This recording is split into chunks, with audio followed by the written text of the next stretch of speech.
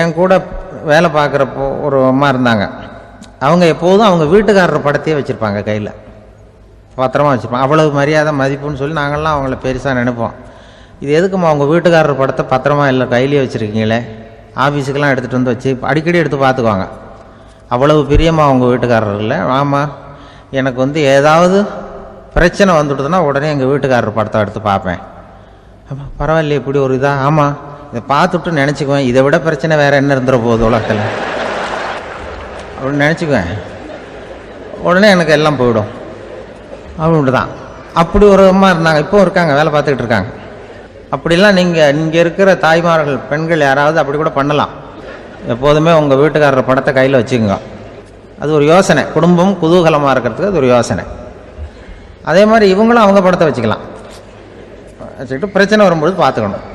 இதை விட நமக்கு என்ன வந்துட போகுது பெருசா அப்படி தான் இருக்கணும். குடும்பம் நல்லபடியாக இருக்கணும்னா அதுக்கு இப்போ சொல்லுவாங்க, கடவுளே ஒரு வீட்டு கணவன் வீட்டு தலைவர் கனவுல வந்தாராம். கடவுள் இது மாதிரி உன்னை விட்டுட்டு உங்கள் குடும்பத்தை உன்னையெல்லாம் விட்டுட்டு போக போகிறேன்னா, அதனால் ஏதாவது வர வேணும்னா கேட்டு போய் வாங்கிக்கோ அப்படின்னு கடவுள் சொன்னாராம் அந்த குடும்ப தலைவர்கிட்ட.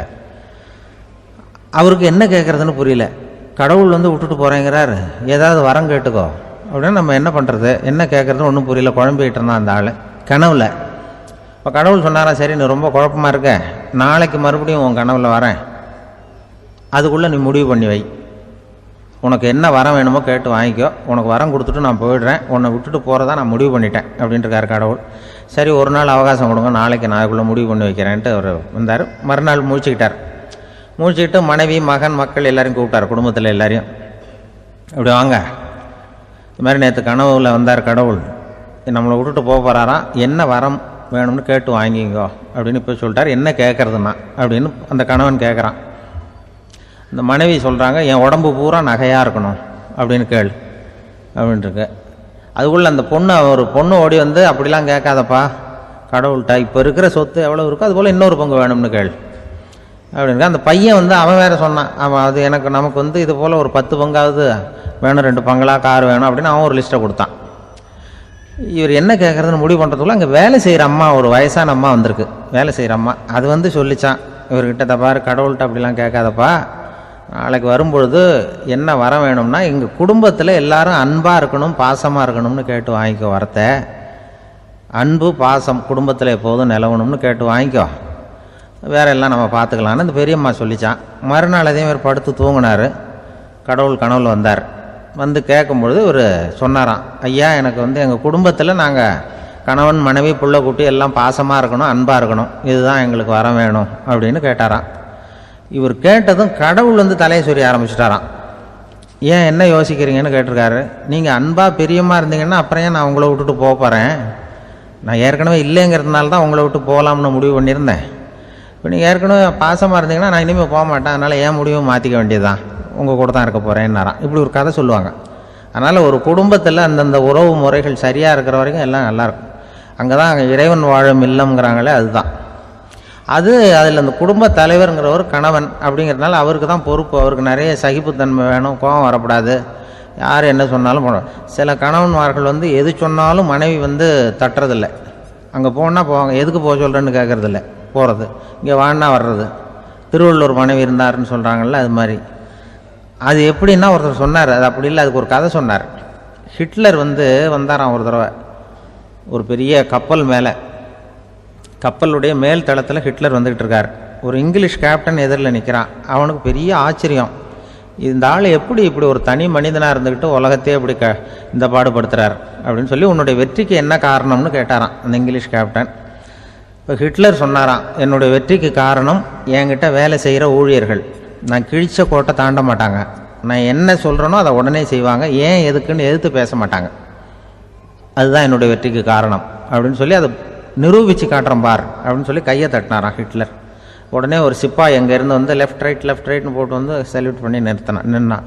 உடனே ஹிட்லர் சொன்னார், நீ அப்படியே இந்த கப்பல் மேல் தளத்துலேருந்து அப்படி கடலில் விழுந்து செத்து போடா அப்படின்னு பொத்துன்னு குதிச்சுட்டான். எதுக்கு சொல்கிறேன் என்ன இதில், உடனே குதிச்சு செத்து போட்டான். இவருக்கு பெரிய ஆச்சரியம் கேப்டனுக்கு. ஹிட்லர் சொன்னார், இதுதான் என்னுடைய வெற்றிக்கு காரணம், தப்பார் இன்னொருத்தனை கூப்பிட்றேன் அப்படின்னு தட்டினா இந்த பக்கத்துலேருந்து ஒருத்தன் வந்தான், லெஃப்ட் ரைட் வந்து நின்னா, நீ இப்படி குதிச்சு செத்து போடா அப்படின்னு பொத்தனை குதிச்சிட்டான். எதுக்கு போக சொல்கிறீங்கன்னு ஒன்றுமே கேட்கல, குதினா உடனே குதிச்சிட்டான். அப்போ ஹிட்லர் சொன்னார், இதே மாதிரி என்னுடைய ஒவ்வொரு ஊழியர்களும் இருக்கிறாங்க, நானும் ஊழியர்களை இழக்கிறதுக்கு தயாராக இல்லை, தப்பார் தயாராக இருப்பேன் எப்போதும், தப்பார் இன்னொருத்தரம் தட்டுறேன்னு இன்னொருத்தர் வந்தார். எதிர்த்தாப்புல இருந்து ஒருத்தன் லெஃப்ட் ரைட் சல்யூட் அடித்தான். நீயும் குதிச்சு செத்து போடான்ருக்கார் ஹிட்லர். இவனால் பொறுக்க முடியல, இந்த இங்கிலீஷ் கேப்டன் அனாவசியமாக ஒவ்வொருத்தனாக குதிச்சுட்றானேன்னு சொல்லி ஓடி போய் அவனை குதிச்சிட்டான். குதிக்கிறதுக்கு முன்னாடி பிடிச்சி தனியாக எடுத்துகிட்டு போட்டான். தனியாக எடுத்துகிட்டு போய் அந்த சிப்பாய்கிட்ட கேட்டாரான் அந்த இங்கிலீஷ் கேப்டன், ஏன்ப்பா அந்த ஆள் குதிக்க சொல்கிறான்னா நீ ஏன் எதுக்குன்னு கேட்கறது இல்லையா, உடனே குதித்து செத்து போகிறீங்களே, இதெல்லாம் என்ன அநியாயம் அப்படின்ட்டுருக்கான் அந்த இங்கிலீஷ் கேப்டன் கையை பிடிச்சிக்கிட்டு. உடனே அந்த சிப்பாய்க்கு கோவம் வந்துட்டு தான், உடையா கையை, இவன்ட்ட வேலை பார்க்குறத விட உழுந்து செத்து போகலான்னு நான் குதிக்கிறான், என்ன அனாவசியமாக எதுக்கையா இருக்க சொல்கிறேன் அப்படின்னு சொல்லி குதிச்சுட்டானா. அதனால் இந்த உடனே சொல்கிறத செய்கிறாங்க பாருங்கள், அவங்கள நம்பக்கூடாது. கணவன்மார்களுக்கு ஒரு எச்சரிக்கை, சொல்கிறத உடனே செஞ்சுருவாங்க மனைவி, நீ அங்கே போனால் போங்க வரணும் அந்த ஹிட்லர் மாதிரி நினைக்கிறாங்கன்னு அர்த்தம். இதுகிட்ட பேசிக்கிட்டு இருக்கிறத விட சொல்கிறத செஞ்சுட்டு போடுவோமே, அப்படி சமாளிக்கிற கணவன்மார்கள் உண்டு. குடும்பத்தில் வந்து அப்படிலாம் இருந்து சமாளிக்கிறாங்க. குடும்பத்தில் ஒருத்தர் அனுசரிப்பு தன்மைங்கிறது ரொம்ப அவசியம். கணவன் மனைவின்னா அனுசரித்து போகணும்னு சொல்லுவாங்க. அதாவது ஒரு கணவன் அதுக்காக தான் அந்த காலத்துலலாம் ஒரு வீட்டுக்கு வந்து மாப்பிள்ளை தேடுறதுங்கிறது ஒரு பெரிய குடும்பத்தை நிர்வகிக்கிற அளவுக்கு ஒரு கணவனாக வரக்கூடிய எப்படி இருக்கணும் அப்படின்னா, அந்த காலத்தில் புலி வேட்டைக்கு போகணும். ஒரு பொண்ணுக்கு மாப்பிள்ளை தேடுறதுன்னா நம்ம தமிழ் பழக்கம் என்னென்னா, காட்டுக்கு போய் ஒரு புலியை வேட்டையாடிட்டு வரணும், அந்த புலி பல்லு அல்லது நகத்தை கொண்டுட்டு வரணும் அந்த இளைஞன், அதை வந்து வீட்டில் கொடுப்பான், அதை தான் கட்டி அதை வந்து இதாக கட்டுவாங்க, மாலையாக போடுவாங்க, தாலியாக கட்டுவாங்க. அதாவது வீரம் இருக்கா பையனுக்குன்னு பார்ப்பாங்க. ஒரு பொண்ணு வேணும்னா நீ முதல்ல வீட்டுக்கு பொண்ணு கேட்க போகக்கூடாது, காட்டுக்கு போகணும், போய் புளியை கொண்டு வா, அதுக்கப்புறம் தான் உனக்கு பொண்ணு அப்படின்னு சொல்லுவாங்க. இப்போவெல்லாம் ஏன் போகிறது இல்லைன்னா, இப்போலாம் ஒருத்தனை வந்து காட்டுக்கு போய் புலிப்பல் கொண்டு வான்னா புலி தான் மாப்பிள்ளையாக வரும், அதனால தான் இப்போ போகிறதில்ல யாரும் காட்டுக்கு. அப்போ வந்து பெண்களும் வந்து ரொம்ப வீரமாக இருந்தாங்க. பெண்கள் மூலம் அந்த காலத்தில் எப்படின்னா, முறத்தாலேயே புலியை துரத்துவாங்களாம். நம்ம பழைய பாட்டிலெல்லாம் பார்த்துருப்பீங்க, முறத்தால் புலியை விரட்டினாங்கன்னு வரும் பழைய பாட்டு. ஒரு அந்த அளவுக்கு பெண்களுக்கு வீரம். இப்போ கல்யாணம் ஆகி இந்த காலத்தில் ஒரு கணவனை வந்து விரட்டிட்டு வந்தாங்களாம் முறத்தை எடுத்துக்கிட்டு, ஒரு மனைவி. அவன் பயந்துட்டு வெளில ஓடி வரான், பின்னாடி முறத்தை எடுத்துகிட்டு அந்த அம்மா ஓடி வருது. இவனை தனியாக பிடிச்சி கொண்டு போய், என்னப்பா இந்த மனைவிட்டு இப்படி பயந்து ஓடி வரையே, முறத்தால் துரத்துறா இப்படி வரையே அப்படின்னு தான் அவன் அப்படியே தடுமாறிக்கிட்டு, அதெல்லாம் ஒன்றும் இல்லை, அவன் என்ன புலியாக நினைக்கிறா அப்படின்னு ஒரு பெருமையாக சொல்லிட்டானான். அந்த காலத்தில் புலியை தான் முறத்தால் விரட்டினாங்க, இப்போ புருஷனை விரட்டுறாங்க அப்படின்னு சொல்லி. அப்படி அந்த காலத்தில் வந்து கணவனுக்கு ஒரு குடும்பத்தை நிர்வகிக்கிற திறமை இருக்கா, உடல் வலிமை தான் முக்கியம். இப்போ கூட மதுரை பக்கத்தில் ஐயாவுக்கு தெரியும், அந்த இளவட்டக்கல்லுன்னு ஒரு ஊர், இப்போ ஊருக்கு ஊர் எல்லையில் கிடக்கும், ஊர் எல்லையில் ஒரு பெரிய கல் கிடக்கும். அந்த ஊருக்கு பொண்ணு கேட்க போகிறவங்க அந்த கல்லை தலைக்கு மேலே தூக்கி காட்டணும், அப்படியே தூக்கி தலைக்கு மேலே வசதி கீழே போடணும். அந்த வலு இருந்தால் தான் நீங்கள் அந்த ஊருக்குள்ளேயே போகலாம், பொண்ணு கேட்கறதுக்கு போகலாம், இல்லைன்னா நீ திரும்பி போக வேண்டியதான். அந்த வலிமை இருக்கா மாப்பிள்ளைன்னு பார்க்குறாங்க, இளவட்டக்கல்லுன்னு பேர். அப்போ என்ன பண்ணாங்கன்னா, ஒரு 1000 வருஷத்துக்கு முன்னாடி அந்த கல்லை தலைக்கு மேலே தூக்கி கீழே போடுவாங்களாம். ஒரு 500 வருஷத்துக்கு முன்னாடி அப்படி கொஞ்சம் தூரம் இடுப்பு அளவுக்கு தூக்கி கீழே போட்டுக்கிட்டு இருந்துருக்குறாங்க. அதுக்கப்புறம் ஒரு 100 வருஷத்துக்கு முன்னாடியெல்லாம் அப்படி முழங்கால அளவுக்கு அப்படி தூக்கி போட்டால் போகிறோம்னு வச்சுருந்தாங்களாம். இப்போ நான் அந்த ஊருக்கு என் கூட பழனிசாமின்னு ஒருத்தர் இருக்கார், அவர் போய் உனக்கு எப்படிப்பா இந்த ஊரில் கல்யாணம் ஆச்சு அப்படின்னா, இப்போலாம் நாங்கள் தொட்டு கும்பிட்டா போகிறோம், அதை அசைக்கிறது கூட இல்லை. அப்படி ஆகிட்டுது. ஒரு குடும்பத்தை கணவனாக வரப்போகிறவனுக்கான தகுதி அந்த காலத்தில் அப்படி இருந்துதான். அப்படி வந்து கணவன் வந்து தேர்ந்தெடுக்கிறது, குடும்ப தலைவனை தேர்ந்தெடுக்கிறது ஒரு பெரிய காரியம். ஒரு பெரிய செல்வந்தர் போட்டி வச்சாராம், ஒரு நீச்சல் குளம், அதில் யார் வேணாலும் குதித்து அந்த பக்கம் போய் கரையிடலாம். அந்த நீச்சல் குளத்தில் விஷப்பாம்புலாம் கிடக்கு. யார் துணிஞ்சி அந்த விஷப்பாம்பு இருக்கிற குளத்தில் குதித்து அந்த பக்கம் போய் கரையேறானோ அவனுக்கு ஒரு 100 ஏக்கர் நிலம் கொடுப்பேன், அது வேண்டான்னா ஒரு 1000 ஆடு கொடுப்பேன், அதுவும் வேண்டான்னா என் பொண்ணை கொடுப்பேன் அப்படின்னு போட்டி வச்சார். அதான் மாப்பிள்ளையை தேர்ந்தெடுக்கிறதுக்கு அவர் ஒரு வழி, நீச்சல் குளத்தில் குதிச்சு கரையேறணும். இப்போ அந்த ஊரில் இருக்கிற இளைஞர்கள்லாம் வந்து பார்க்குறாங்க அந்த குளத்தில் குதிக்கணும்னு. ஆனால் குளத்தில் வெறும் விஷப்பாம்புலாம் கிடக்கு. இது என்ன பண்ணுறதுன்னு பார்த்தா யாருமே குதிக்கிறதுக்கு தைரியம் வரல. திடீர்னு ஒருத்தன் துணிஞ்சு குதிச்சான். படபடன்னு அடிச்சுட்டு போய் அந்த பக்கம் கரையேறிட்டான். கரையேறின உடனே பரவாயில்லையே ஒரு ஆள் வந்துட்டான்னு சொல்லி அவனை அந்த இளைஞனை போய் பிடிச்சிட்டு வந்தாங்க. அந்த பெரியவர் கேட்டார், ஏப்பா இவ்வளவு பெரிய விஷப்பாம்பெல்லாம் கிடக்கிற நீச்சல் குளத்தில் நீ துணிஞ்சு குதித்து கரையேறி இருக்கிற, உனக்கு என்ன 1000 ஏக்கர் நிலம் கொடுத்துருவா, 100 ஏக்கர் நிலம் கொடுக்கவா சொல்கிறப்படி அப்படின்னா வேண்டாம் சார்ன்றிருக்கான். ஓஹோ அப்படின்னா ஒரு 1000 ஆடு வேணுமா உனக்கு அப்படின்னா அதுவும் வேண்டாம் சார். ஓ அப்படின்னா என் பொண்ணு வேணுமா அப்படின்னா அதுவும் வேண்டாம் சாருங்கிறான். அப்புறம் எதுக்குடா குதிச்சுன்ட்டு என்ன உனக்கு என்ன தான் வேணும் அப்படின்னு கேட்டிருக்காரு. என்னை எவன் பிடிச்சி தள்ளி விட்டவன்னு தெரியணும் அப்படின்ட்டுருக்கான். அதுக்காக அவன் பார்த்துருக்கான். அப்படி இருந்தால் தான் துணிச்சல் வரும் இந்த காலத்தில். எதுக்கு இவ்வளவு சங்கடம்லாம் வச்சாங்கன்னா, ஒரு குடும்பத்துக்கு தலைவராக வர வேண்டிய ஒரு ஆள், கணவனாக இருக்க வேண்டியவனுக்கு துணிச்சல் இருக்கா, தைரியம் இருக்கா அப்படிங்கிறது பார்க்கறதுக்காக இப்படிப்பட்ட தேர்வு முறைகள்லாம் வச்சுருந்தாங்க அந்த காலத்துலலாம். இப்போலாம் கல்யாணம் பண்ணுறது ஆளுக்கு நேரில் பார்க்காமலே கூட கல்யாணம் நடக்குது இன்டர்நெட்டில். இப்போ சர்டிஃபிகேட் கேட்குறாங்க, நோய் நொடி இல்லாமல் இருக்காரா பார், காட்டுக்கெலாம் போக வேண்டாம், நேராக ஆஸ்பத்திரிக்கு போய் ஒரு சர்டிஃபிகேட் வாங்கிட்டு வா, உனக்கு ஒன்றும் வியாதி இல்லைன்னு ப்ரூவ் பண்ணு, அதுக்கப்புறம் பார்த்துக்கலாம், மற்றதை பேசுவோம் அப்படின்னு சொல்லி அப்படி இருக்குது நிலைமை. அதனால் குடும்பத்தில் அந்த கணவனாக இருக்கிற வேண்டியவனுக்கு பொறுப்பு அதிகம். ஏன்னா எல்லாத்தையும் அனுசரித்து போக வேண்டியதாக வந்தான். அப்படி தான் இருக்குது. அந்த கணவன் மனைவிக்குள்ளே விட்டு கொடுக்கறது அதெல்லாம் பற்றி நிறைய எல்லாரும் ஏற்கனவே நம்ம புலவர்கள்லாம் பாடியிருக்காங்க, எல்லோரும் சொல்லுவாங்க. ஒரு கணவன் ஒரு குழந்தை பிறந்து தான் ஒரு வீட்டில், அந்த குழந்தைக்கு என்ன பேர் வைக்கிறதுங்கிறது ஒரு தகராறு. இந்த குழந்தைக்கு என்ன பேர் வைக்கிறதுங்கிறதுல தகராறு வந்துடுது. யார்? கணவனுக்கும் மனைவிக்கும். அவன் என்ன சொல்கிறான், எங்கள் அப்பா பேரை தான் வைக்கணுங்கிறான் அவன். இந்த அம்மா என்ன சொல்லுது, இல்லை எங்கள் அப்பா பேரை தான் வைக்கணும் அப்படிங்குது. காலையிலேருந்து சண்டை தகராறு. எதிர்த்த வீட்டுக்காரன் பார்த்தான், இது என்ன காலையிலேருந்து எதிர்த்த வீட்டில் தகராறு நடக்குது, என்னென்னு போய் கேட்டிருக்கான். என்னம்மா உங்களுக்கு உள்ள தகராறு, காலையிலேருந்து பார்த்தேன் அப்படின்னா, ஒன்றும் இல்லைம்மா, எங்கள் குழந்தைக்கு பேர் வைக்கிறதுல எங்களுக்கு உள்ள ஒத்து போக முடியல, நான் எங்கள் அப்பா பேரை வைக்கணுங்கிறேன், அந்த அம்மா அவங்க அப்பா பேரை வைக்கணுங்குது, அதுதான் எங்களால் குடும்பத்தில் ஒரு நிம்மதி இல்லாமல் இருக்கிறோம், தகராறு பண்ணிகிட்ருக்கோம் அப்படின்னு நானா. அப்போ எதிர்த்த வீட்டுக்காரன் சொல்லியிருக்கான், எதிர்த்த வீட்டுக்காரன்னு நான் எதுக்கு இருக்கிறேன், நான் பஞ்சாயத்து பண்ணி வைக்கிறேன், உங்களுக்குள்ள என்ன இது பேர் தானே வைக்கணும், ஏன்ப்பா உங்கள் அப்பா பேர் என்ன அப்படின்னு அவனை கேட்டிருக்கான். எங்கள் அப்பா பேர் சீனிவாசன் அப்படின்ட்டுருக்கான். இந்த அம்மாவை உங்கள் அப்பா பேர் என்னம்மா, கிருஷ்ணன் அப்படின்னு சொல்லி. இவன் யோசித்து பார்த்தான், குழந்தைக்கு சீனிவாச கோபாலகிருஷ்ணன்னு பேர் வைங்க போங்க அப்படின்ட்டு போயிட்டான். ஏற்ற விட்டு தீர்த்து வச்சுட்டு போயிட்டான். போனதுக்கப்புறம் இவங்க 2 பேரும் பேசிக்கிட்டாங்க. சரி, இந்த சீனிவாசன் சரி கிருஷ்ணன் சரி, நடுவில் கோபாலன் யார் அப்படின்னு சொல்லி அவனை போய் இழுத்துட்டு வந்தான். எழுத்து வீட்டில் போய் அது யார்ரா, அது இங்கே வா, அது யார்ரா கோபாலன், அது எங்கள் அப்பா பேர், நீ அதை மட்டும் எதுக்கு விட்டு வைக்கிற, அதையும் சேர்த்து வச்சுட்டு போடான். அதாவது குடும்பத்தில் ஒரு கணவனும் மனைவியும் ஒரு சின்ன விஷயத்தில் கூட ஒத்து போகலன்னா இப்படி தான் ஏற்று விட்டுக்காரன் பஞ்சாயத்துக்கு வருவான். கோபாலன் குறுக்க வருவான் ஒருத்தன்.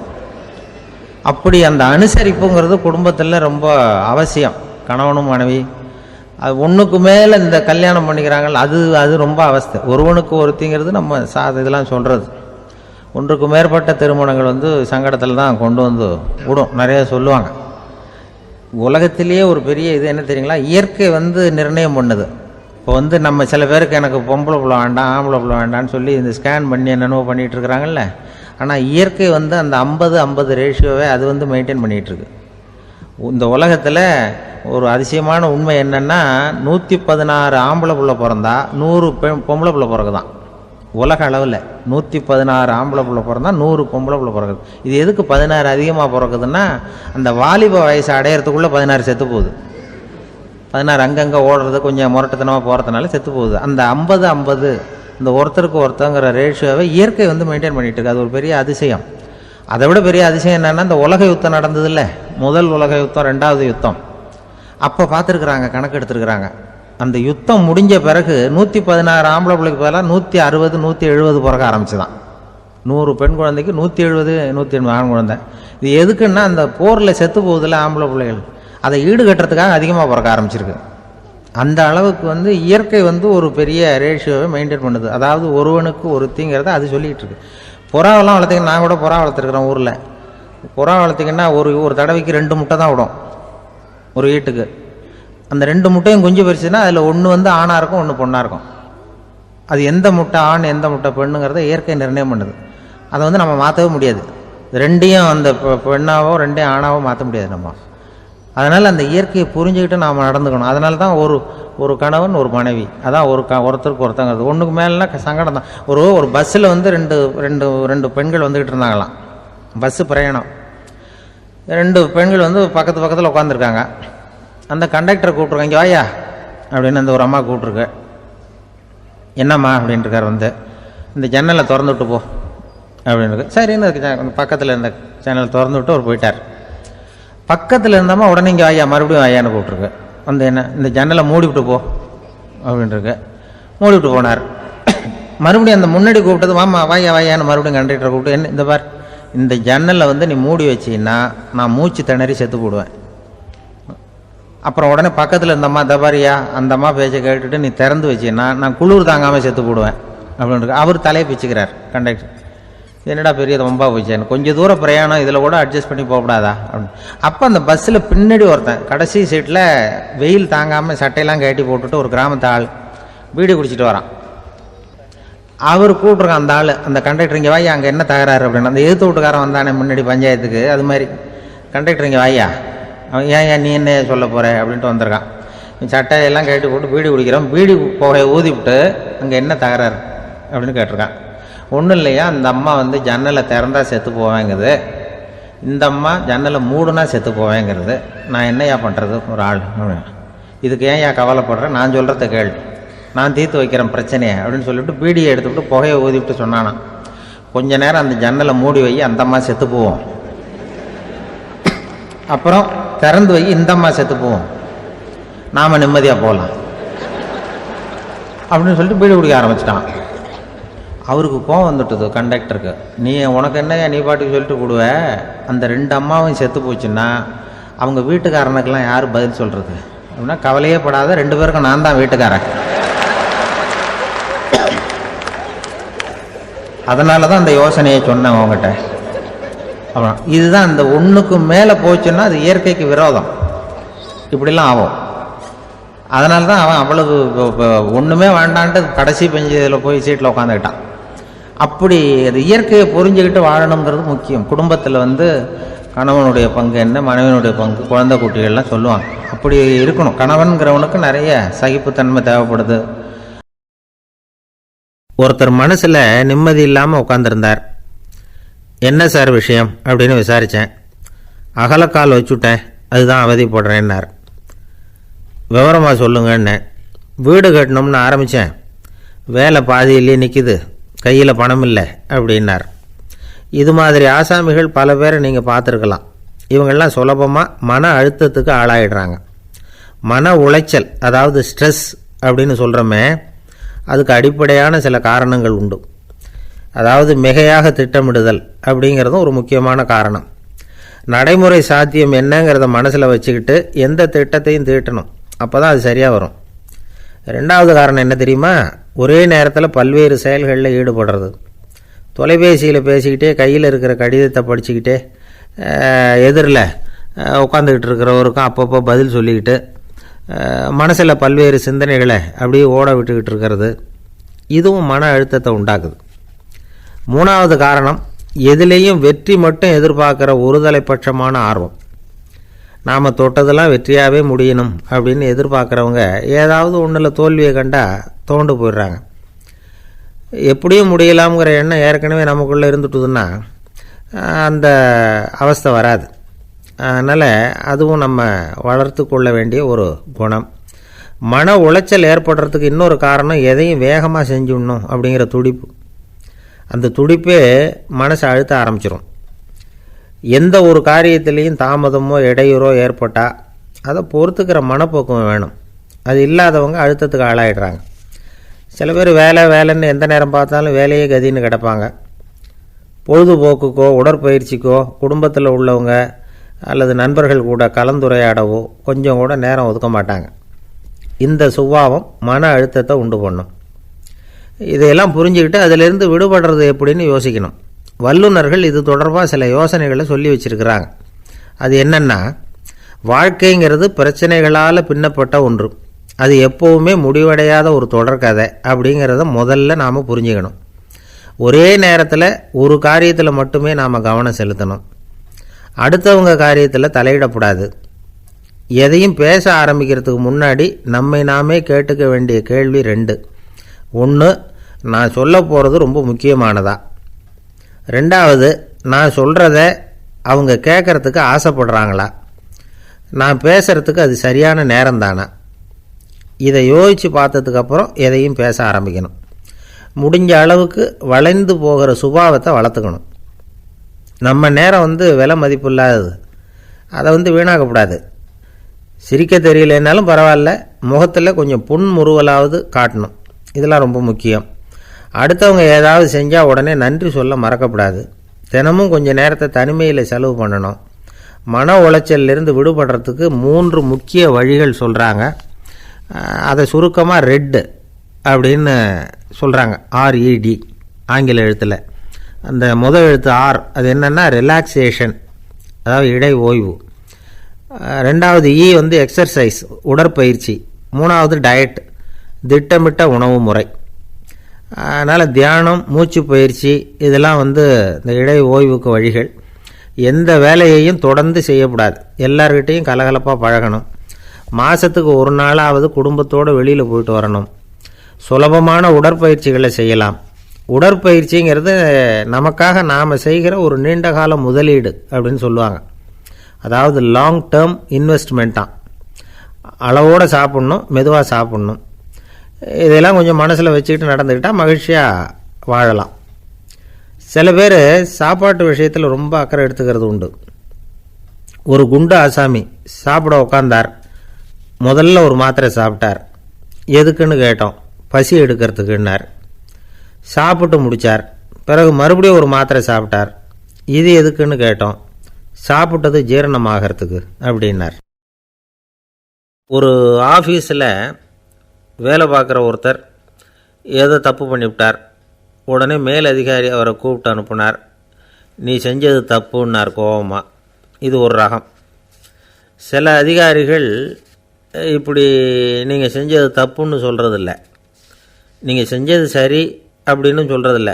எப்படி சொல்லுவாங்கன்னா, நீங்கள் செஞ்சது சரியில்லைன்னு நான் நினைக்கிறேன் அப்படின்னு சொல்லுவாங்களாம்.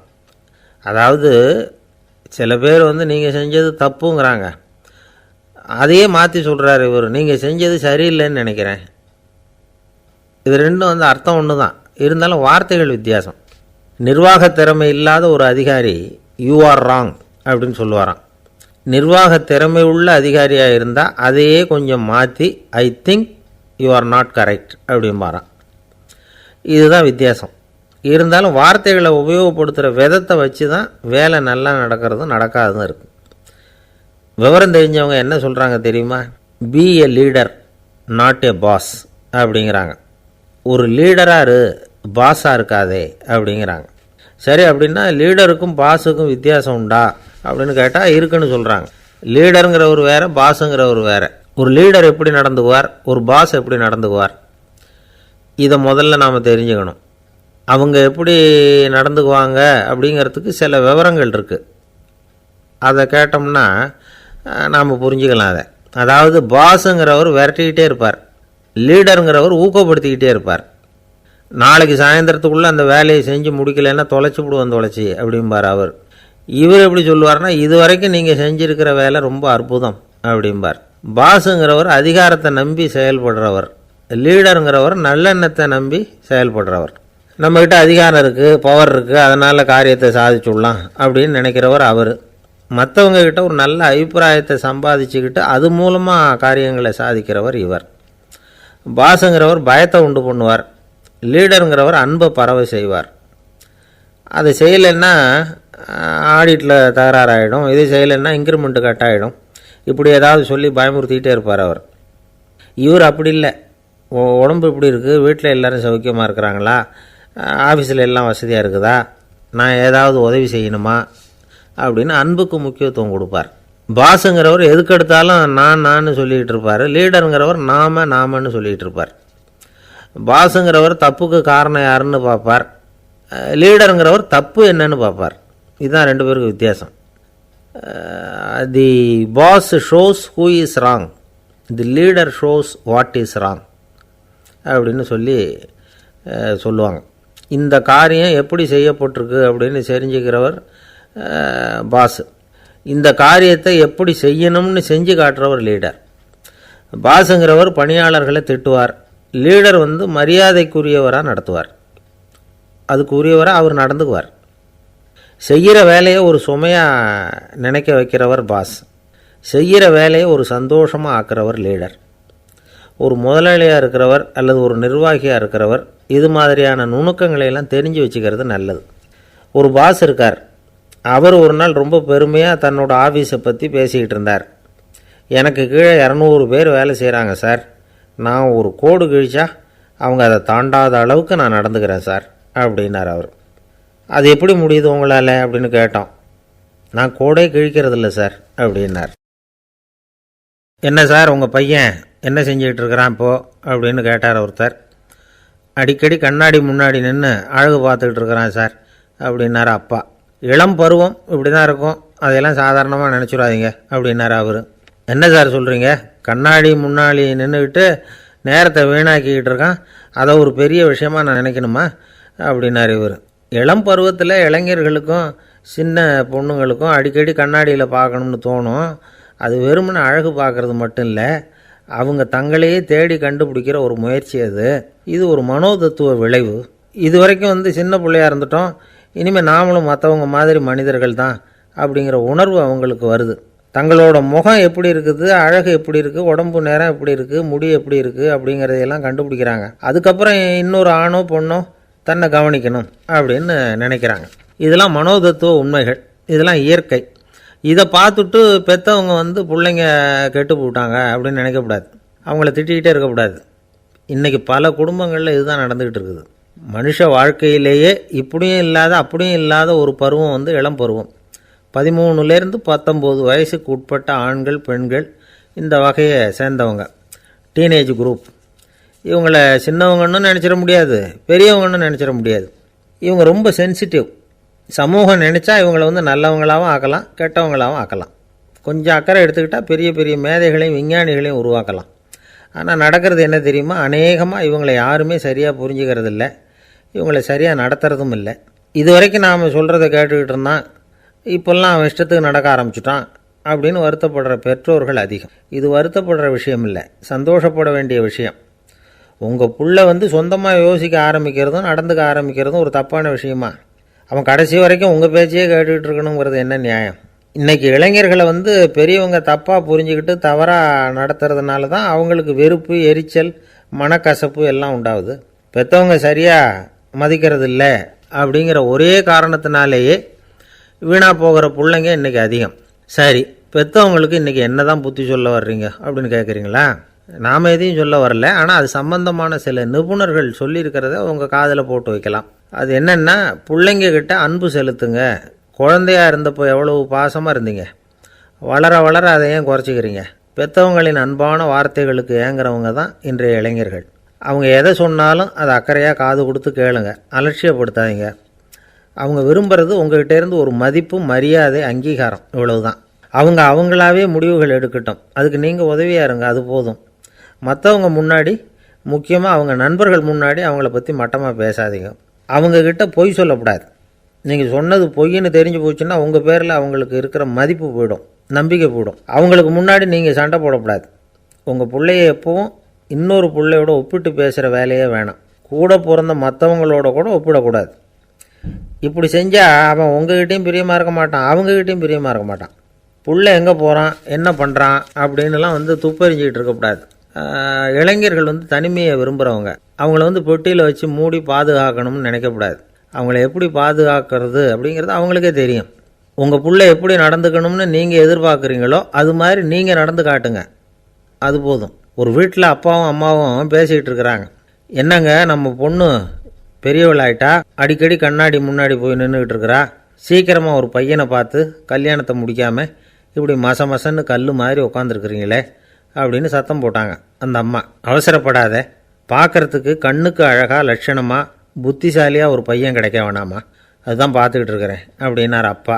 இதுக்கு அந்த அம்மா சொல்கிறாங்க, எங்கள் அப்பா இப்படியெல்லாம் நினச்சிக்கிட்டு இருந்திருந்தா எனக்கு கல்யாணமே ஆயிருக்காது தெரியுமா அப்படின்னாங்களாம். 1816 வருஷம் செப்டம்பர் மாதம் 11 பிரான்ஸ் தேசத்தில் உள்ள ஒரு மருத்துவமனை.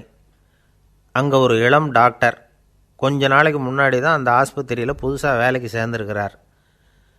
அவர் பேர் ரெனே லெனக்.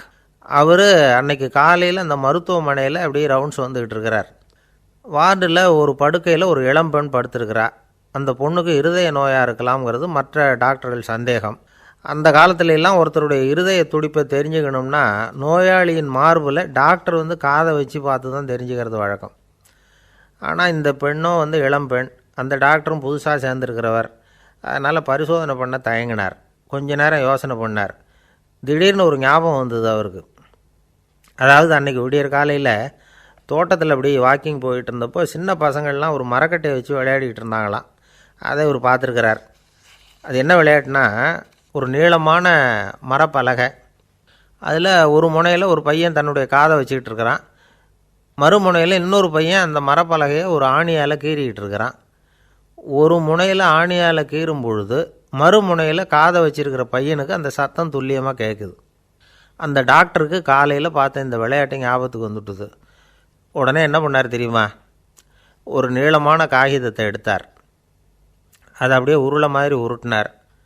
ஒரு முனையை அந்த நோயாளியின் மார்பில் இடது பக்கம் வச்சார், இன்னொரு முனையில் தன்னுடைய காதை வச்சார். என்ன ஆச்சரியம்! நோயாளியின் மார்பில் நேரடியாக காதை வச்சு கேட்குறத விட துல்லியமாக கேட்டுது இதய துடிப்பு. இதய துடிப்பு மட்டும் இல்லை, மூச்சு இழுத்து விடுறது, திரவ பொருள்களின் அசைவு, எல்லா சத்தமும் தெளிவாக கேட்குது. கிரேக்க மொழியில் ஸ்டெத்தாஸ் அப்படின்னா மார்பு, ஸ்கோப்பின் அப்படின்னா பார்ப்பதுன்னு அர்த்தம். அதனால் டாக்டர் ரெனே லெனக் தான் கண்டுபிடிச்ச கருவிக்கு ஸ்டெத்தஸ்கோப் அப்படின்னு பேர் வச்சார். அவரே முதல் மாடலையும் செஞ்சார். அளவு ரொம்ப பெருசாக இருந்தது, சுலபமாக எடுத்துகிட்டு போகிறது கஷ்டம், அது அவ்வளோ கஷ்டமாக இருந்தது அது. அதனால் அவரே அதை அப்புறம் 2 பிரிவாக தயார் பண்ணார். இது 2 துண்டையும் டாக்டர் தன்னோட கோட்டு பாக்கெட்டில் வச்சுக்கலாம், தேவைப்படுறப்ப எடுத்து ஒன்றா சேர்த்துக்கலாம். இப்படி தான் அவர் ஆரம்பத்தில் பண்ணார். தன்னுடைய இந்த கண்டுபிடிப்பை பற்றி அவர் ஒரு புத்தகம் எழுதினார். நிறைய விற்றுது, புகழும் பணமும் சேர்ந்தது. பணமும் புகழும் சேர்ந்தது மாதிரியே அவருக்கு ஒரு நோயும் சேர்ந்தது.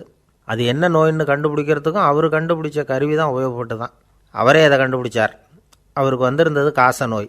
1826 வருஷம் ஆகஸ்ட் மாதம் 13 உலகத்தின் முதல் ஸ்டெதஸ்கோப்பை கண்டுபிடிச்ச டாக்டர் ரெனே லெனக் காலமானார். அவர் சாகிறதுக்கு முன்னாடி மரத்தால் செஞ்சு வச்சுருந்த ஸ்டெதஸ்கோப்பை தனக்கு வேண்டியப்பட்ட ஒரு டாக்டர்கிட்ட கொடுத்து, என்னுடைய சொத்துக்கள்லேயே ரொம்ப வசந்தது அப்படின்னு சொன்னாராம். அதுக்கப்புறம் 3 வெள்ளைக்காரங்க சேர்ந்து இந்த கருவியில் சில மாற்றங்களை பண்ணாங்க. ஆனால் 1829 லண்டனில் டாக்டர் நிக்கோலஸுங்கிறவர் ஒரு காதால் இதய துடிப்பை கேட்குறத விட டாக்டர் 2 காதாலையும் கேட்குறது தான் சரியாக இருக்கும் அப்படின்னு ஒரு கருத்தை வெளியிட்டார். அதுக்கப்புறம் ரொம்ப காலம் கழித்து 1852 ஜார்ஜ் காமான் அப்படிங்கிறவர் ரப்பர் டியூப்களை உபயோகப்படுத்தி 2 காதாலையும் கேட்குற மாதிரி ஒரு புதிய வடிவத்தை அதுக்கு கொடுத்தார். அதுக்கு பிறகு அது படிப்படியாக எவ்வளவோ மாற்றங்கள் இருந்தாலும் ஆரம்பத்தில் டாக்டர் ரெனே லெனக் உருவாக்கின அடிப்படை மாடலை யாரும் மாற்றி அமைக்கலைங்கிறது தான் முக்கியமான விஷயம். நமக்கு தெரிஞ்ச ஒரு ஆஸ்பத்திரி, அதில் ஒரு நோயாளி, காலை நேரத்தில் நர்ஸு அந்த பக்கமாக போய்கிட்டு இருந்தாங்க. அதை பார்த்துட்டு ஒரு நர்ஸுன்னு கத்துறார். நர்ஸு அவசரமாக ஓடி என்ன விஷயம்னு கேட்டாங்க. சிஸ்டர், இங்கே பாருங்கள், உங்கள் டாக்டரை என் நெஞ்சில் அவர் காதை வச்சு கேட்டுக்கிட்டு இருக்கிறார் அப்படின்னார் நோயாளி. சிஸ்டர் பதட்டப்படாமல், அதனால் என்ன, இந்த டாக்டர் பழமையான விஷயங்களில் ரொம்ப நம்பிக்கை உள்ளவர், அதனால் ஸ்டெதாஸ்கோப்பை உபயோகப்படுத்தாமல் காதை வச்சு கேட்குறார், அது ஒன்றும் தப்பு இல்லை அப்படின்னாங்களாம்.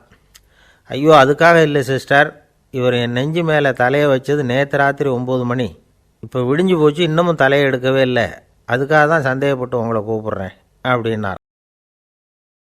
அரேபிய நாடு, அங்கே ஒரு ஆட்சி தலைவர், அரேபிய நாட்டு ஆட்சி பொறுப்பை ஏற்றுக்கிட்டவர். அவர் ஆட்சி பொறுப்பை ஏற்றுக்கிட்ட பிறகு ஒரு நாள் ஒரு தெருவில் நடந்து போய்கிட்டு இருந்தார். அவர் தோளில் ஒரு பெரிய துணி மூட்டை, அதை சுமந்துக்கிட்டு கடத்தெருவை நோக்கி அவர் போய்கிட்டு இருக்கிறார். வழியில் அவரை சந்தித்தார் உமர். அவர் கேட்டார், கலீஃபா அவர்களே, எங்கே புறப்பட்டுட்டீங்க அப்படின்னு கேட்டார். கலீஃபான்னா ஆட்சி தலைவர்னு அர்த்தம். இதுக்கு அவர் சொன்னார், நான் துணி வணிகம் செய்கிறவன், அதனால் துணி வியாபாரம் செய்கிறதுக்காக போயிட்டுருக்கிறேன்னார். நீங்கள் இப்போ இந்த நாட்டுக்கு ஆட்சி தலைவர், ஆட்சி பொறுப்பில் இருக்கிறீங்க, நீங்கள் வியாபாரம் செய்ய போட்டால் அரசு பணிகளை செய்கிறது யார் அப்படின்னு கேட்டார் அவர்.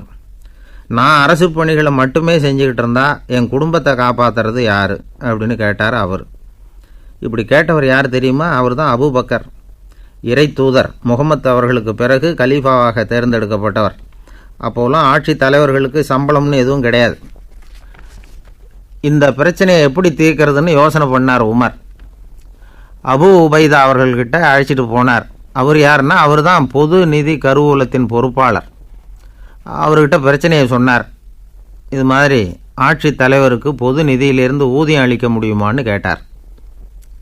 பொது நிதி விதிகளின்படி அதுக்கு சாத்தியமில்லைன்னு சொல்லிவிட்டார் அவர்.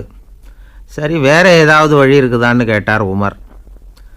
அபு உபைதா கொஞ்சம் யோசனை பண்ணி பார்த்தார். அப்புறமா சொன்னார், மக்காவிலிருந்து மதீனாவுக்கு குடிபெயர்ந்து வந்த அகதிகளுக்கு நிதி உதவி அளிக்கிறதுக்கு விதிகளில் இடம் இருக்குது. அப்படி பார்த்தா அபூபக்கரும் அகதி தானே, அதனால் எல்லா அகதிகளுக்கும் கொடுக்கறது மாதிரியே அவருக்கும் ஒரு தொகை அளிக்கலாம்னார். கலீஃபா அபூபக்கருக்கு இந்த அகதி உதவித்தொகையைத்தான் கொடுத்துட்டு வந்தாங்களாம். குடும்ப செலவுக்கு அது போதுமானதாக இல்லை. இருந்தாலும் கலீஃபாங்கிறதுக்காக மற்ற அகதிகளை விட அதிகமாக தொகையை பெற அவர் விரும்பலை. மார்பு பக்கம் கிழிஞ்சிருந்த ஒரு மேலாடையை தான் அவர் அணிஞ்சிருந்தார். அவருடைய துணைவியார் அஸ்மா, அவங்க ஒரு நாள் தேன் அருந்து ஆசையாக இருக்குன்னாங்களாம். நமக்கு கிடைக்கிற ஊதியம் குடும்ப செலவுக்கே போதுமானதா இல்லையே, இந்த நிலையில் தேன் வாங்கிறதுக்கு காசுக்கு நான் எங்கே போவேன்ருக்கார் அவர். கொஞ்ச நாள் கழித்து அவங்க ஒரு தொகையை அவர்கிட்ட கொடுத்து தேன் வாங்கிட்டு வர சொன்னாங்களாம். இவருக்கு ஆச்சரியம், ஏது இந்த பணம்னு கேட்டிருக்காரு. நீங்கள் தினமும் குடும்ப செலவுக்காக கொடுத்துக்கிட்டு வந்த பணத்தில் கொஞ்சம் கொஞ்சமாக மிச்சப்படுத்தி வச்சேன்னாங்களாம். அபூபக்கர் அந்த பணத்தை எடுத்துக்கிட்டு நேராக பொது நிதி கருவூல பொறுப்பாளர்கிட்ட போனார். இந்த பணத்தை பொது நிதியில் சேர்த்துருங்க, இது அதிகப்படியாக எனக்கு தரப்பட்டு வந்த ஊதியம், அடுத்த மாதத்துலேருந்து இந்த தொகையை குறைச்சிங்கன்னு வேற சொல்லிவிட்டாராம். பசியை தணிக்க தேவையான அளவு உணவு, ஒரு ஜோடி உடை, இதை தவிர கூடுதலாக மக்கள் பொது நிதியிலிருந்து வாங்கிக்கிறதுக்கு என் குடும்பத்தாருக்கு உரிமை இல்லை அப்படின்னு சொல்லி கண்டிப்பாக சொல்லிவிட்டாராம். அவர் வாங்கிட்டு வந்த இந்த குறைந்த ஊதியம் கூட அவர் மனசை உறுத்திக்கிட்டே இருந்தது. கடைசி நேரம் அவர் தம்முடைய மகள் ஆயிஷா அவர்களை அழைச்சார். மகளே, இதுவரைக்கும் பொது நிதியிலிருந்து நான் வாங்கிட்டு வந்த தொகை என்னுடைய இதயத்தில் பாரமாக அழுத்திக்கிட்டு இருக்கு. என் தோட்டத்தை விற்று அதில் வர்ற பணத்திலேருந்து நான் இதுவரைக்கும் வாங்கிட்டு வந்த ஊதிய தொகையை கணக்கு போட்டு பொது நிதியில் சேர்த்து விடு அப்படின்னாராம். பதவி ஏற்கிறதுக்கு முன்னாடி தன்கிட்ட இருந்ததை விட இப்போ கூடுதலாக என்ன சொத்து இருக்குன்னு பார்த்துருக்கார். ஒரு ஒட்டகம், ஒரு கோப்பை, ஒரு பணியாள். இதையும் அடுத்தபடியாக கலீஃபாவா வர்றவர்கிட்ட ஒப்படைச்சிருங்க அப்படின்னு விட்டாராம். அதே மாதிரி அடுத்து வந்த உமர்கிட்ட ஒப்படைச்சாங்க. அப்போ உமர் சொன்னாராம், அபூபக்கரே, இந்த முன்மாதிரியால் உங்களுக்கு பிறகு இந்த ஆட்சி பொறுப்பை ஏற்கிறவர்களை பெரும் நெருக்கடிக்கு ஆளாகி விட்டீங்க அப்படின்னு சொல்லி ரொம்ப கண் கலங்கினாராம். கடைசியாக அபூபக்கர் தன்னுடைய குடும்பத்தாருக்கு விட்டு சென்ற சொத்து ஒரு படுக்கை விரிப்பு, ஒரு போர்வை, அவ்வளவுதான். இது சிந்திக்க வேண்டிய ஒரு செய்தி. ஒரு ஊரில் ஒரு மன்னர் இருந்தாராம். அமைச்சர் அவர்கிட்ட சொன்னாராம், மன்னா, நம்ம ராஜ்யத்தில் இனிமே லஞ்ச ஊழலே இருக்காதுன்னாராம். ஆஹா, அப்படின்னா ஊழல் பேர் வழிகளையெல்லாம் நாடு கடத்தியாச்சா அப்படின்னு கேட்டிருக்காரு மன்னர். இதுக்கு அவர், அப்படி இல்லைங்க, இனிமேல் கொடுக்கறதுக்கு ஜனங்கள்கிட்ட பணமே இல்லை அப்படின்னாராம். இந்த உலகத்தில் எல்லாருக்கும் மகிழ்ச்சி தரக்கூடிய ஒரு பொருள் எது? இது ஒரு முக்கியமான கேள்வி. இந்த கேள்விக்கு பொருத்தமான ஒரு பதிலை உங்களால் சொல்ல முடியுமா? அதாவது கொஞ்சம் யோசித்து பார்த்தா பணம்னு சொல்லலாமா? இப்போ கையில் காசு இல்லாதவங்ககிட்ட ஒரு 10 ரூபாய் கொடுத்தா அது அவனுக்கு சந்தோஷத்தை கொடுக்கும். ஏற்கனவே வருமான வரி பிரச்சனையில் சிக்கி இருக்கிறவர்கிட்ட இன்னும் கொஞ்சம் பணம் இந்தாங்கன்னு சொல்லி கொடுத்தோம்னா அது அவருக்கு சங்கடத்தை தான் கொடுக்கும். அதனால் அந்த கேள்விக்கு பணங்கிறது பொருத்தமான பதிலாக இருக்க முடியாது. கேள்வி என்னன்னா, இந்த உலகத்தில் எல்லாருக்கும் மகிழ்ச்சி தரக்கூடிய ஒரு பொருள் எது? சரி, இனிப்புன்னு சொல்லலாமா? ஏன்னா எல்லாருக்கும் இனிக்க தானே செய்யும். அதுலேயும் ஒரு சிக்கல் இருக்குது. சர்க்கரை வியாதிக்காரங்களுக்கு அது என்ன சந்தோஷத்தையாக கொடுக்கும்? ஆக எல்லாருக்கும் வேறுபாடு எதுவும் இல்லாமல் மகிழ்ச்சியை கொடுக்கக்கூடியது வேறு ஏதோ ஒன்று இருக்குது. அது என்னன்னு கண்டுபிடிக்கணும். அதுதான் இன்றைக்கி தகவல். இப்போ அதை கண்டுபிடிக்கணும்னா இந்த கதையை கேட்கணும். அது என்ன கதைன்னா, ஒரு ஊரில் ஒரு ராஜா இருந்தார். அவருக்கும் இதே சந்தேகம் வந்துட்டுது. அதாவது எல்லாருக்கும் இன்பம் தரக்கூடிய பொருள் எது அப்படின்னு. இதுக்கு பதில் தெரிஞ்சுக்கிறதுக்கு ஆசைப்பட்டார். சரி, அதுக்கு என்ன செய்யலாம்னு யோசனை பண்ணார். நாட்டு மக்களுக்கு பகிரங்கமாக ஒரு அறிவிப்பு கொடுத்தார். நம்ம நாட்டு மக்கள் இன்பம் தரக்கூடிய பொருள் எதுன்னு நினைக்கிறாங்களோ அதை கொண்டுக்கிட்டு வந்து அரண்மனையில் உள்ள கண்காட்சி மண்டபத்தில் வைக்கலாம். அப்படி அவங்க வைக்கிற பொருள்களில் எது எல்லாருக்கும் இன்பம் தரக்கூடியதாக இருக்குமோ அதை வச்சவருக்கு 1000 பொற்காசுகள் பரிசு அப்படின்னு அறிவிப்பு கொடுத்துட்டார். ஜனங்கள் இந்த அறிவிப்பை கேட்டாங்க. அதுக்கப்புறம் சும்மா இருப்பாங்களா? 1000 பொற்காசுன்னா சும்மாவா? அவங்கவுங்க கையில் என்னென்ன கிடைச்சதோ அதையெல்லாம் கொண்டாந்து அரண்மனை காட்சி மண்டபத்தில் வச்சுட்டாங்க. அதுக்கப்புறமா ராஜா அங்கே வந்தார். ஒவ்வொன்றா பார்த்துக்கிட்டே வந்தார். முதல்ல ஒரு குயில் இருந்தது, இனிமையாக பாடக்கூடிய குயில். இந்த குயிலோட இன்னிசை எல்லாருக்கும் இன்பம் தரக்கூடியது தான். இருந்தாலும் காது கேட்காதவங்களுக்கு இந்த இசை எப்படி இன்பம் தர முடியும்? அதனால் இது சரியில்லைன்னு விட்டார். அடுத்தபடியாக போனார். அங்கே என்ன வச்சுருக்குறாங்கன்னு பார்த்தா ஒரு அழகான மயில் அங்கே தோகை விரித்து ஆடிக்கிட்டு இருக்குது. இந்த மயிலோட ஆட்டம் மனசுக்கு இன்பம் தரக்கூடியது தான். இருந்தாலும் பார்வை இல்லாதவங்க இந்த ஆட்டத்தை பார்த்து ரசிக்க முடியுமா? முடியாது. அதனால் இதுவும் சரியில்லை அப்படின்னு சொல்லிவிட்டார். அதுக்கு அடுத்தபடியாக போனார். பல வகையான இனிப்பு பண்டங்களை வச்சுருந்தாங்க. பார்த்தார், வயசானவங்களுக்கும் நோயாளிகளுக்கும் இது இன்பம் தராது, துன்பம்தான் கொடுக்கும் அப்படின்னார். இப்படி ஒவ்வொன்றா பார்த்துக்கிட்டே போகிறார். அழகான மலர்கள், கனிகள், ஓவியங்கள் எதுவுமே பொருத்தமாக தெரியல. சகல பேருக்கும் இன்பம் தரக்கூடிய வகையில் எதுவும் இல்லை. கடைசியாக வந்தார். அங்கே ஒரு களிமண் பொம்மை இருந்தது. அது என்ன பொம்மை தெரியுமா? பசியால் வாடி இருக்கிற ஒருத்தருக்கு ஒரு அம்மா இனிமையாக பேசிக்கிட்டு சோறு போடுறது மாதிரி அந்த பொம்மையை செஞ்சுருந்தாங்க. அதுக்கு கீழே அன்பு அப்படின்னு எழுதியிருந்துதான். ராஜா பளிச்சுன்னு ஒரு முடிவுக்கு வந்தார். அந்த பொம்மையை செஞ்ச சிற்பியை வரவழைச்சார், பரிசு கொடுத்தார். அன்பு ஒன்று தான் எல்லாருக்கும் இன்பம் அளிக்கக்கூடிய பொருள். காது கேட்காதவங்களும் அதை கேட்க முடியும், பார்வை இல்லாதவங்களும் அதை பார்க்க முடியும், குழந்தைகளும் அதை உணர முடியும் அப்படின்னு அதுக்கு விளக்கம் கொடுத்தார் அந்த மன்னர். இந்த உலகத்தில் எல்லாருக்கும் மகிழ்ச்சி தரக்கூடிய ஒரு பொருள் அன்பு தான். அதை புரிஞ்சுக்கிட்டு தான் சில கணவன்மார்கள் மனைவி பேரில் ரொம்ப அன்பை காட்டிக்கிறது வழக்கம். ஒரு வீட்டு வாசப்படி பக்கமாக மழைக்கு ஒதுங்கினார் ஒருத்தர். மழை தூரிக்கிட்டு இருந்தது, இருட்டு நேரம். அந்த வீட்டில் இருந்தவர், இன்றைக்கி ராத்திரி வேணும்னா இங்கேயே தங்கிட்டு காலையில் போங்க அப்படின்னார்.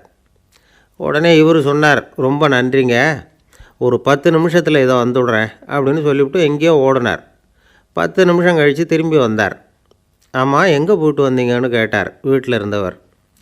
நேராக எங்கள் வீட்டுக்கு போய் மனைவிக்கிட்ட இன்றைக்கி ராத்திரி இங்கேயே தங்கிக்கிறேன்னு சொல்லிவிட்டு வந்துவிட்டேன் அப்படின்னார் அவர். அன்பில் இது ஒரு ரகம்.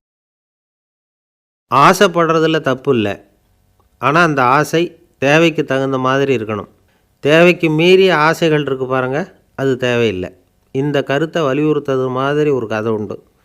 தேவேந்திரனுக்கு திடீர்னு வீடு கட்டணும்னு ஒரு ஆசை வந்துதான். வீடுன்னா நாம் கட்டுற மாதிரி இல்லை. தேவேந்திரன் வீடுன்னா சும்மாவா? ஒரு பிரம்மாண்டமான அரண்மனை கட்டணும். அது மாதிரி இந்த 3 லோகத்துலேயும் ஒரு அரண்மனை கிடையாது அப்படின்னு எல்லாரும் சொல்லணும். இது அவனோட ஆசை. உடனே தேவ தச்சரான விஸ்வகர்மாவை கூப்பிட்டான், உத்தரவு போட்டான். விஸ்வகர்மா தன்னுடைய உதவியாளர்களை எல்லாம் கூப்பிட்டு ஒன்றா சேர்த்துக்கிட்டார். படாத பாடுபட்டு ஒரு பெரிய அரண்மனையை கட்டி முடித்தார். கட்டி முடிக்க 1000 வருஷம் ஆச்சு. தேவேந்திரன் பார்க்குறான். அவனுக்கு திருப்தி ஏற்படலை. என்னுடைய அந்தஸ்துக்கு இது ரொம்ப சாதாரணமான கட்டிடம், இதை விட இன்னும் பெருசாக கட்டு அப்படின்னா. தேவ தச்சர் திணறி போயிட்டார். அவரால் அதுக்கு மேலே எதுவும் செய்ய முடியல. என்ன பண்ணுறதுன்னு யோசனை பண்ணார். நேராக நாரதர் காலில் போய் விழுந்தார். நீங்கள் தான் என்னை இந்த பிரச்சனையிலேருந்து காப்பாற்றணும்னார். நாரதர் யோசனை பண்ணார். சரி, கவலைப்படாதேன்னார். நேராக இந்திரன்கிட்ட போனார். இந்திரன் நாரதரை பார்த்த உடனே வாங்கன்னு கூட்டிகிட்டு போய் அரண்மனையை காட்டினான். இது மாதிரி ஒரு அரண்மனையை நீங்கள் வேறு எங்கேயாவது பார்த்துருக்குறீங்களா அப்படின்னு ரொம்ப பெருமையாக கேட்டான். நான் பார்த்ததில்ல, ஆனால் என்னை விட வயசில் மூத்தவர் மகரிஷி லோமேசர், அவர் ஒரு வேளை பார்த்துருக்கிறாரா என்னமோ அப்படின்னார். உடனே அவரை மனசில் நினச்சி தியானம் பண்ணினார். அடுத்த கணம் லோமேசர் அங்கே வந்தார். இடையில் ஒரு சின்ன துண்டு, கையில் ஒரு கமண்டலம், தலையில் ஒரு பாய், அவ்வளவுதான் அவர்கிட்ட இருந்தது.